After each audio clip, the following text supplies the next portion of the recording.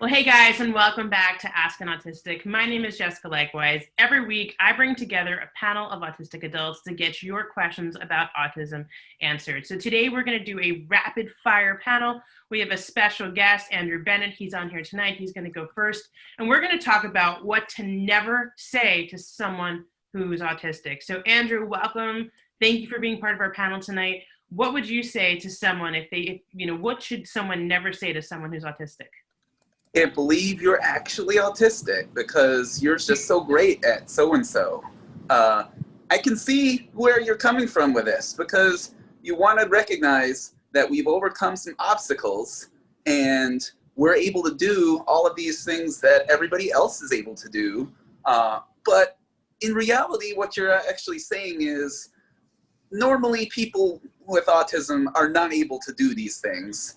And people with autism maybe shouldn't be able to do these things. And that's actually kind of offensive.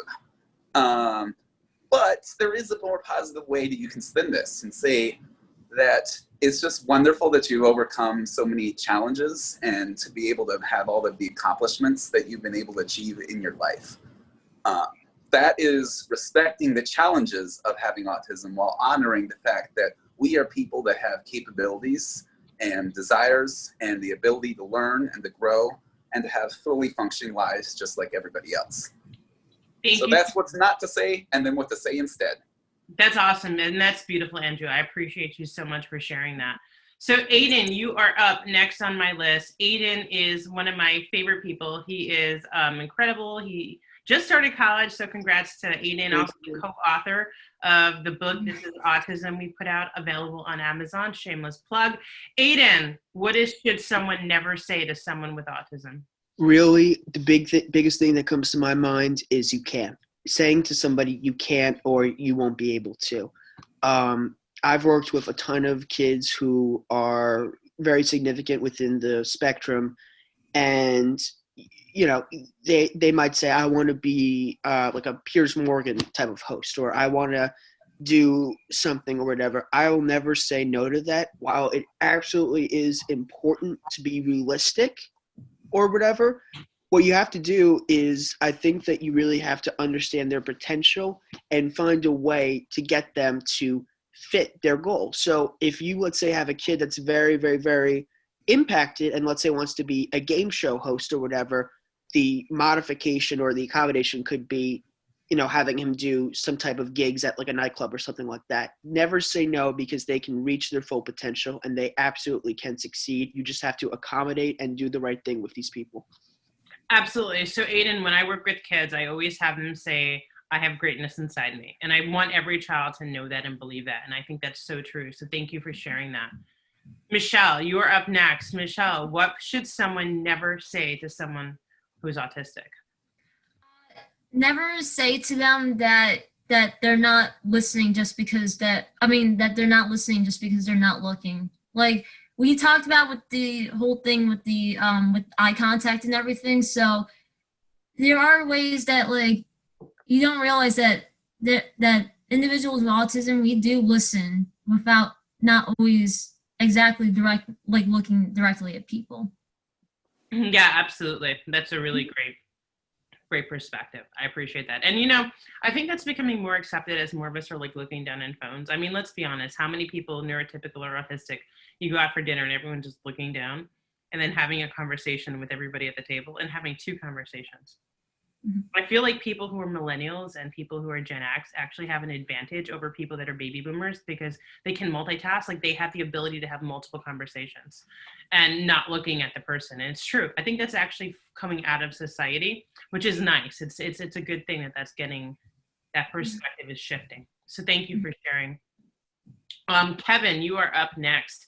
Kevin, what do you think someone should never say to someone with autism?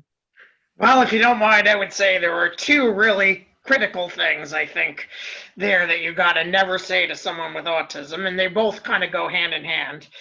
One is you really got to, as I agree with, it's what both it's both of what Andrew and Aiden said, you know, really, you don't never say you can't do this. Because you have autism, because of your diagnosis, you can't do X, Y, and Z. Never say that to anyone with autism. Never say the word can't.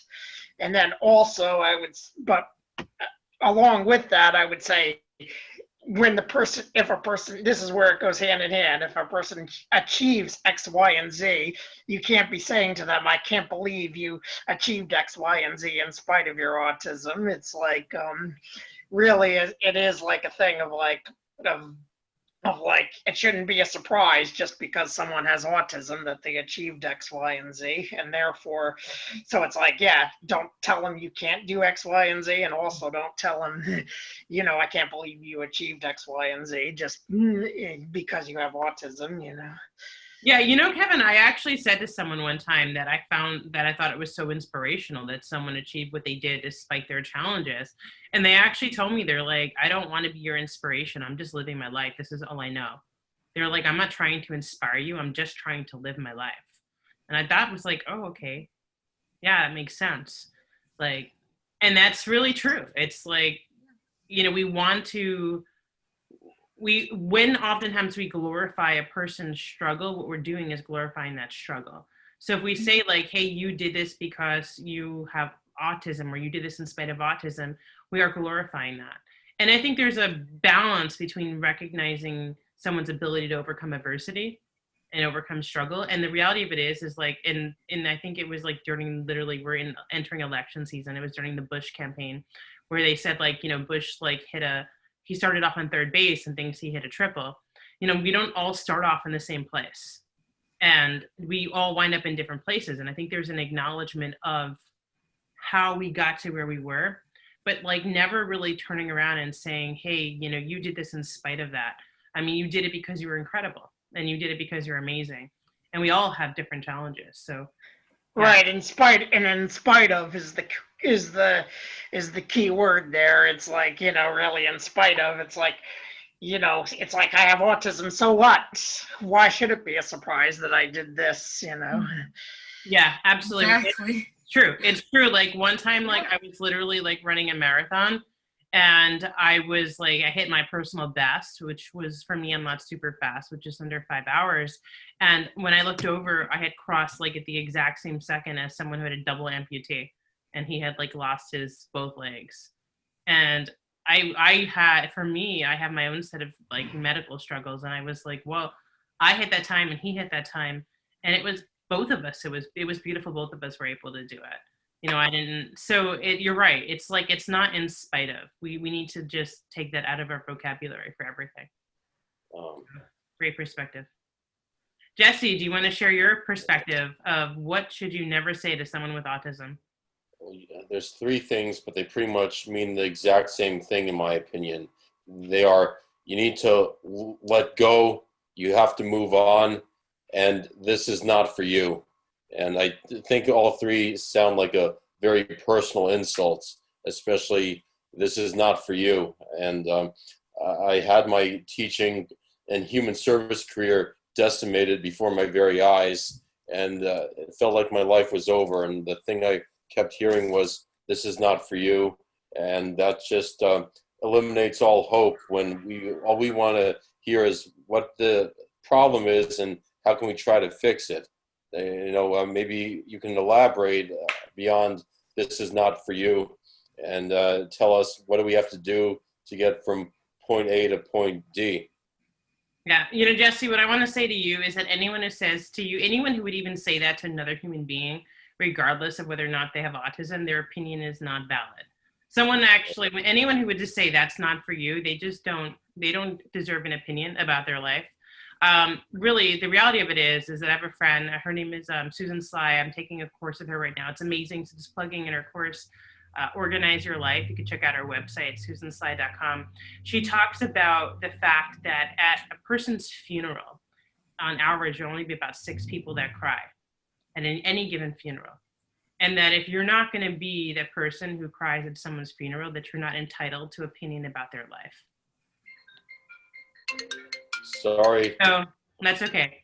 So I just kind of like leaving that there, is that no one's ever entitled to opinion about what you can and can't do. Only you ever get to decide that.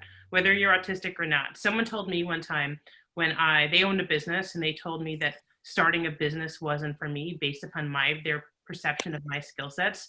Their business shut down 6 months later. I've been in business for 5.5 years and haven't had a job. And I make more money than they do. So just throwing that out there. So if I would have listened to them, I wouldn't be where I am today, and you guys wouldn't be here today on this panel.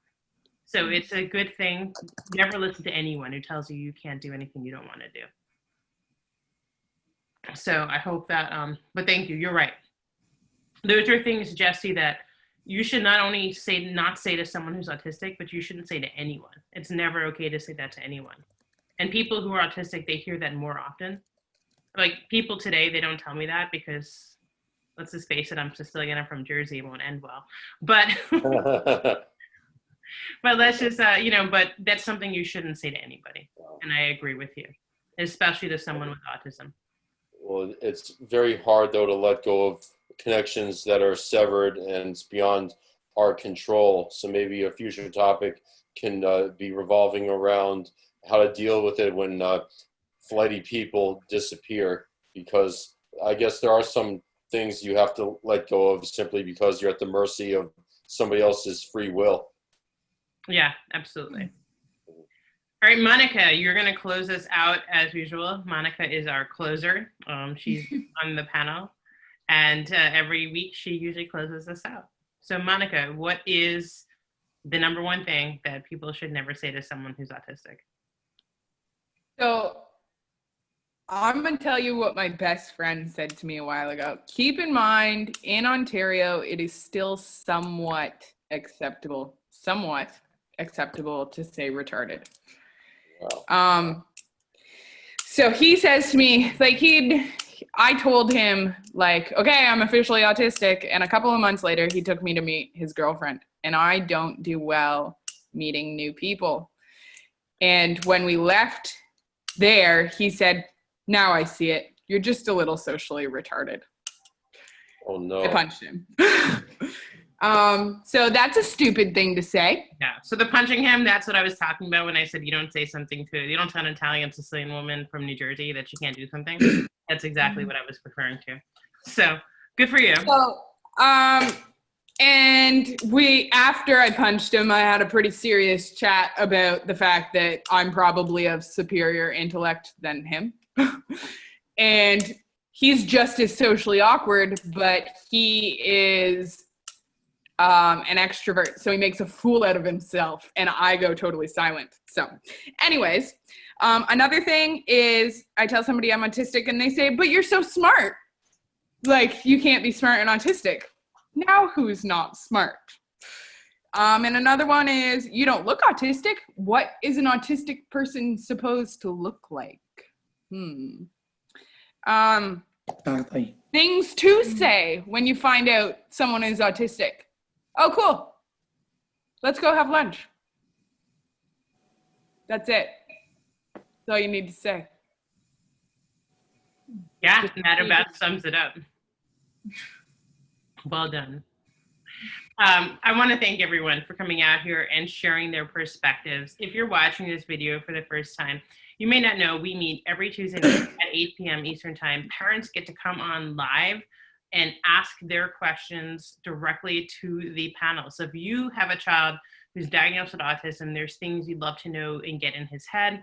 We may not be able to do that for you, but what we can do is help you by providing adults that have gone through similar things that your child is going through and have them answer your questions. So if you want to check that out, go to our website, hopeeducationservices.com.